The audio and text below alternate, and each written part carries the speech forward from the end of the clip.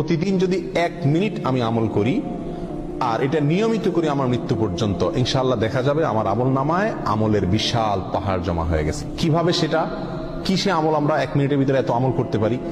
কয়েকটা আমরা নজির স্বরূপ বলতে পারি। 1 মিনিটের ভিতরে আমি যদি সুবহানাল্লাহ পড়ি, 1 মিনিট সুবহানাল্লাহ পড়লে 100 বার সুবহানাল্লাহ বলা যায়।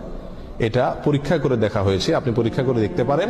সুবহানাল্লাহ সুবহানাল্লাহ সুবহানাল্লাহ গুনে 100 বার সুবহানাল্লাহ পড়তে কতক্ষণ সময় লাগে? সর্বোচ্চ 1 মিনিট সময় লাগে। 1 মিনিট আপনি 100 বার সুবহানাল্লাহ পড়তে পারেন। আর 100 বার সুবহানাল্লাহ পড়লে কি হবে?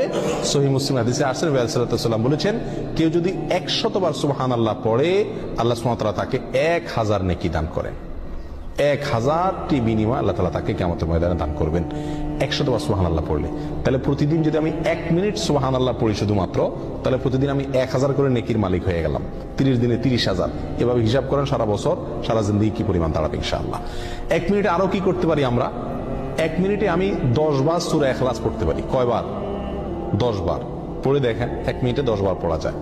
9 বার কমপক্ষে আপনি পড়তেই পারবেন। নবী আলাইহিস সালাম তার এক হাদিসে বলেছেন যে, তোমাদের মধ্যে কেউ কি প্রতিদিন একবার গোটা কোরআন পড়ে শেষ করতে পারবে? সাহাবায়ে কেরাম বলেন, ইয়া রাসূলুল্লাহ, এটা তো কঠিন, প্রতিদিন গোটা কোরআন একবার শেষ করা। তিনি বলেছেন, সূরা ইখলাস, কুল হুয়াল্লাহ, কোরআনে কারীম 3 ভাগের 1 ভাগ পড়া সমপরিমাণ সওয়াবের সমতুল্য। তাহলে আপনি 1 মিনিট সময়ের ভিতরে যদি 9 বার সূরা ইখলাস পাঠ করেন, তাহলে কয় খতম কোরআনের সওয়াব হলো? 3 বার কোরআন শেষ করার সওয়াব প্রতিদিন 1 মিনিটে আপনি অর্জন করতে পারছেন।